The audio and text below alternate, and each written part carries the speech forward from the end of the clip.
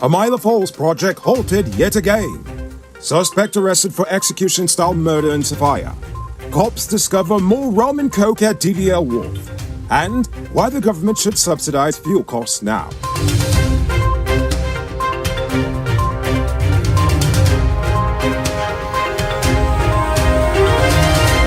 I am Enrico Bulford, and this is Uncut News. Do you see news happening? Send us a tip on WhatsApp at 592-659-6151. The Milo Falls Hydro Project has yet again hit another roadblock, as the contractor China Railway Group wants to back out of the original agreement. Back in March, the government approved the project based on a build-own-operate-transfer model. At the end of the 20-year period, the project would have been handed over to the government at no cost. Well, according to Jagdeo, the company can't raise the US $1 billion needed to finance the project.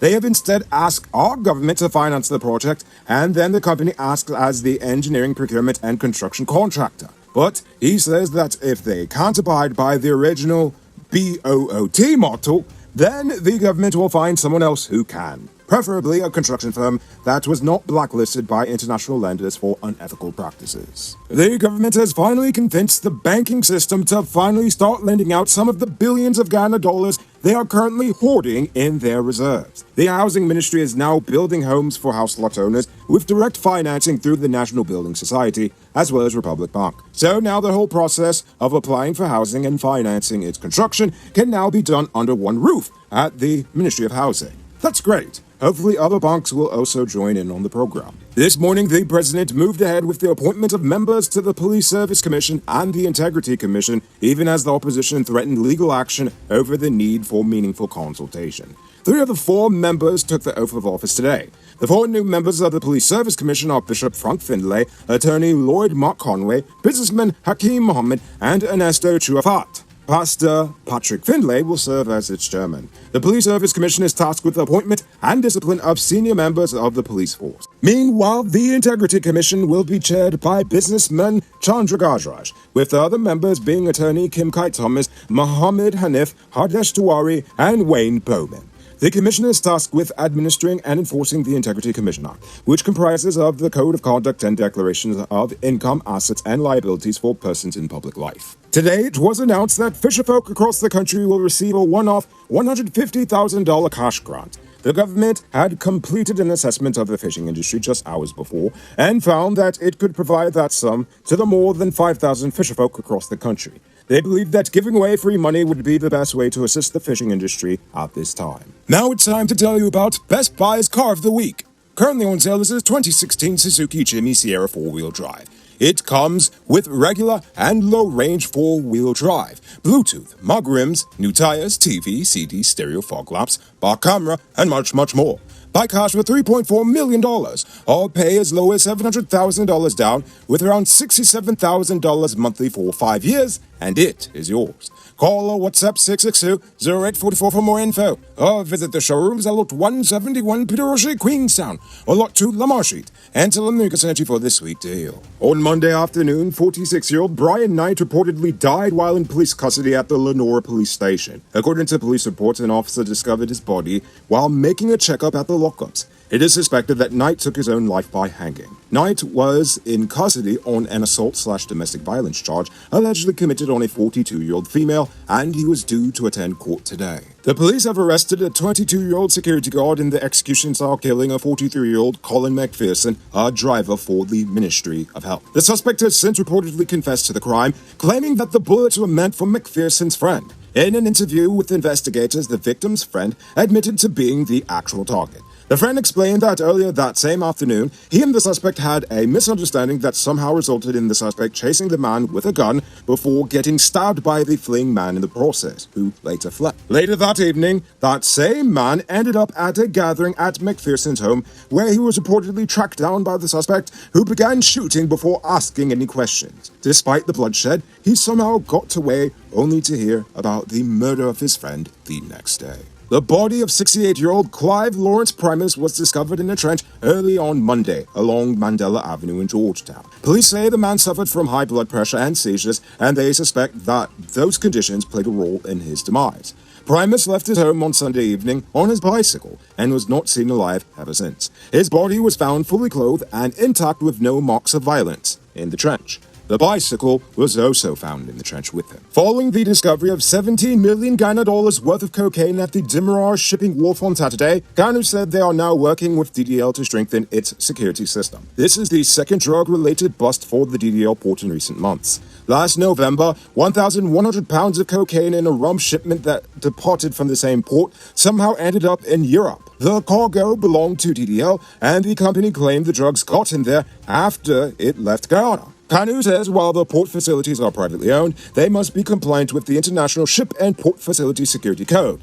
And making sure drugs don't just magically appear in your cargo is one of the responsibilities outlined by the code. For the best clutch in Guyana, wait, that should read, for all sizes of clutch disc and pressure plates for heavy-duty trucks in Guyana, check out Powered Automotive. Get this and other high-quality truck parts at the lowest prices. Visit them at lot 1161 EE Eccles. Or call them on telephone number 697-0171. Save big on truck parts at Powered Automotive, the #1 heavy-duty truck parts store in Guyana. Now for today's oil update. Jagdeo said that the new model production sharing agreement, to be introduced later this year, will feature major improvements in 4 areas. That is profit sharing, royalty, ring fencing, and taxation. While the new government has said it has no intentions of pushing for a renegotiation of the Starbrook PSA, it has made it clear that the new model PSA has contract terms that are more favorable to Guyana. The royalty is still 2%, but this time it's for all petroleum produced and sold. The contractor recovers its investments from the sale of crude up to a ceiling of 75%. The profit is split 50-50 between the government and contractor. However, there is no ring fencing provisions, despite the fact that they said they were going to improve on that. Nevertheless, Jagdeo also said the focus should be on the overall revenues Guyana would be receiving when the combination of the various items are considered, and not just what the individual contributions of any one item is. Now for today's stupid news. You know what I think is stupid? We are a tiny oil-producing nation, and yet gas prices continue to skyrocket. And yet Jagdeo says there's nothing more his government can do at this point to address the situation. Now, I understand we're in a tough situation because we do not have a refinery. But our neighbors do, and we currently produce over 300,000 barrels of crude a day. Half of it belongs to us. Since the whole nation of Guyana consumes less than 18,000 barrels of oil per day, then why can't we try to make a deal with our neighbors to refine our oil until we build our own refinery? I'm sure that has to be cheaper than buying oil straight off the world market like we currently do. Now, I understand that Jagdeo feels that his government has done enough by removing the fuel taxes. And it was a lot that they did take off. But I think we need to take it a step further and subsidize the nation's oil consumption altogether, at least temporarily. Think about it for a second. Fuel is needed for everything in a society, every single thing in a modern economy, from powering farm equipment to getting you to work to generating electricity. And the prices affect every single consumer item and service, even our utility costs. For example, fuel is GPL's biggest expense, and power generation is GWI's biggest expense, and it's all because of the high fuel cost associated with such.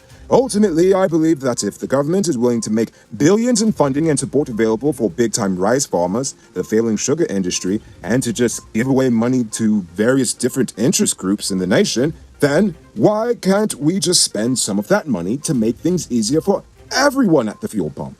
Because let's be real, the rice farmers are not going to pass on the savings to us. But if everyone is getting relief at the pump, well, that's a whole nother story. It might not be robbery season, but the streets are still mean. That's why you need to get security for your home and business through Sheriff Security Service. Sheriff Security offers well-trained guards, armed and unarmed patrol, marine patrol, canine services. These people even got drones. Why? Because your security is their highest priority. You've seen the rest. Now hire the best. Hire Sheriff Security Service today. Now for our Uncut News Views Poll Question of the Day. Every day we pose a question about current events in Guyana, the region, the diaspora, and how you feel it relates to us. Yesterday I asked if the government is doing enough for the pensioners of Guyana. Jay Ennis says, having a pension when you're at a certain age in this country is a guaranteed constitutional right, not predicated on previous societal contributions. With that being said, the government needs to really have a conscience when it comes to this issue. But, they're called the government for a reason. You're exactly right. It's called the government, not the giverment, because they don't give a crap about you. Aha! Barefoot Wanderer says with a population of less than 1 million, there's no way pensioners can receive healthy financial assistance. Healthcare, food, and safe housing should be the components to assist them on a whole. The government should use some of the oil money to make this happen. You are absolutely correct. On numbers alone, we're far too tiny to support such a system. But we have an abundance of oil money. Maybe we should consider using it for that. And finally, Willow Darrow says they're shortchanging the pensioners, especially during the COVID pandemic. I say this due to an individual work as a teacher for 30-some-odd years, paying taxes and making NIS contributions, and when they got life-altering emergency surgery in November 2019 and up till May 2020, the folks handing out the pension book refused, and as of January 2022, is still refusing the pension book. I will go on, but I get where you're going with this situation. Text us at 592-659-6151, and we'll see what we can do. Now, before we get to tonight's question, you can multiply your cash by selling Digicel Top-Up. This is a legit way you can extra money at your business or to supplement your current hustle. Become a top-up vendor quick and easy by linking with Cellular Plus. Call them on telephone number 685-3109 for more info. Now for tonight's question. The government is doing another one-off relief grant, this time for the fishermen. Do you support this move, or should they find other ways to give citizens relief? I want you to think about that question, so send in the comments below. If your response is good enough, we just might feature it in our next episode. Anyway, that's all the time we have for tonight, and check us out tomorrow for another. Until then, I'm Rico Bullfoot saying good night, folks.